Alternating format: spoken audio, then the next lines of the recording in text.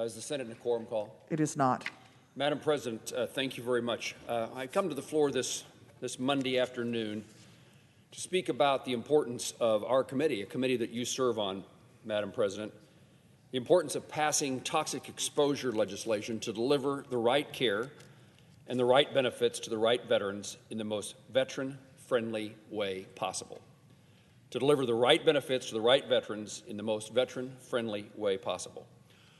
Our military men and women are willing to sacrifice much for our country.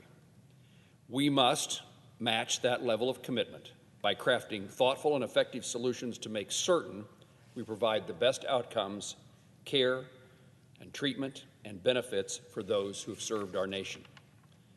In the past 2 years, I've heard testimony from nearly every veteran service organization emphasizing the importance of fixing the process the VA uses to provide health care and benefits to toxic exposed veterans, and the need to grow our knowledge to help care for the toxic wounds of war.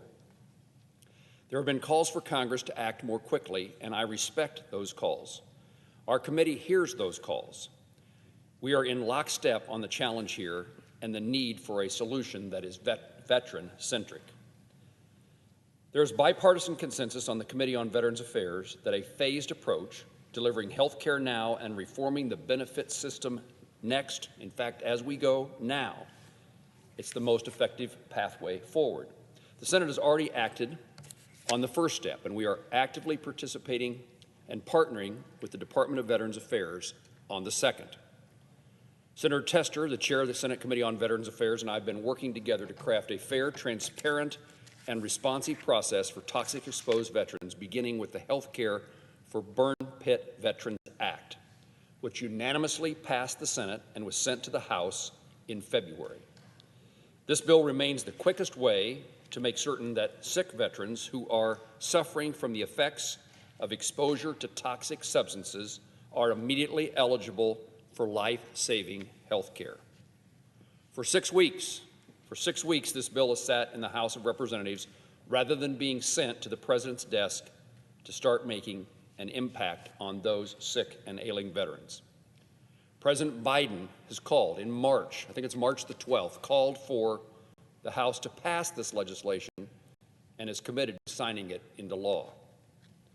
This legislation was co-sponsored by every single member of the Senate Committee on Veterans Affairs, and each of my Senate colleagues showed their support of this legislation by voting yes. This legislation was crafted by the efforts between Senator Tester and I and members of the Senate Committee on Veterans Affairs.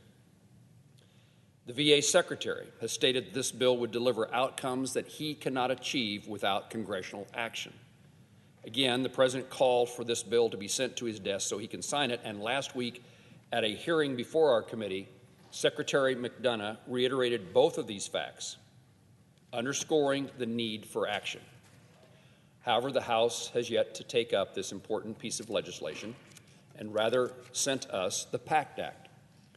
While the Pact Act includes Critical Health Care for Burn Pit Veterans Act, signaling broad support in the House for this legislation, it also includes late additions that lack adequate review and provisions that will stretch the VA beyond its operational capacity, making it uncertain that veterans will be able to quickly access the benefits. The Pact Act needs to be amended. Secretary McDonough said as much before our committee last week. During that testimony, I learned about ways the Pact Act needed to be amended, and I heard about the importance of incorporating the results of the VA's ongoing pilot model designed to determine how to better address the health care needs and benefits of our veterans. If Congress acts too hastily and legislates prematurely, again, it's hard to envision a Congress ever acting too hastily. We are slow in what we do, and I again understand the need for quick action. But if we do legislate prematurely, we could end up with a situation similar to what veteran caregivers are now experiencing. In the Mission Act, we passed legislation giving veteran caregivers greater opportunities to care for those family members. But that system, as we saw in a hearing just a few weeks ago, is not working for veterans. And witness testimony before our committee is among the most compelling that we've ever had about the faults of the way that legislation is being implemented by the Department of Veterans Affairs.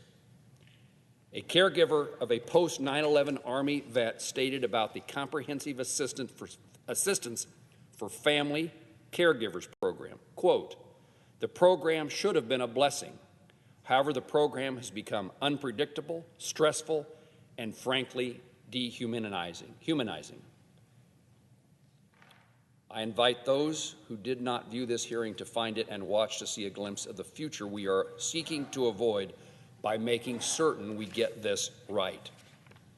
The VA developed its pilot model last year to evaluate and implement presumptions for service connection resulting in the establishment of 12 presumptions for respiratory ailments thus far.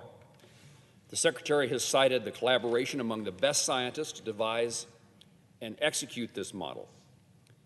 Its potential has been demonstrated, and we should continue to review it in its entirety and allow for the process to conclude, which is to happen very shortly.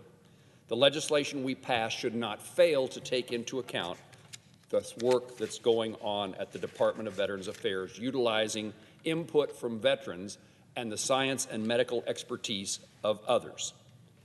The VA concluded this pilot last week, and I look forward to examining this pilot in depth to help improve legislation while mitigating disruptions to the VA's work in caring for all of our veterans. Whether statutory or regulatory, reform must establish a consistent threshold of scientific evidence, and the decision-making process must be transparent for all who are involved in the care of veterans. Veterans who are sick and suffering have waited long enough, and they should be able to access health care without further delay. And when the Department completes its ongoing work, Congress can then meet the needs of veterans with the benefits they deserve.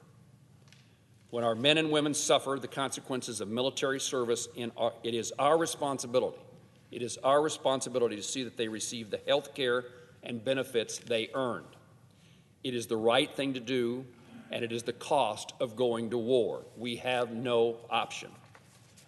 Madam President, I highlight this for my colleagues, ask the House to proceed in passage of the legislation we sent them with unanimous consent, and I look forward to an expeditious resolution of the process the Department of Veterans Affairs is going through to make sure we know all the facts so that the legislation is right and we avoid pitfalls we've seen in other circumstances. And with that, Madam President, I yield the floor.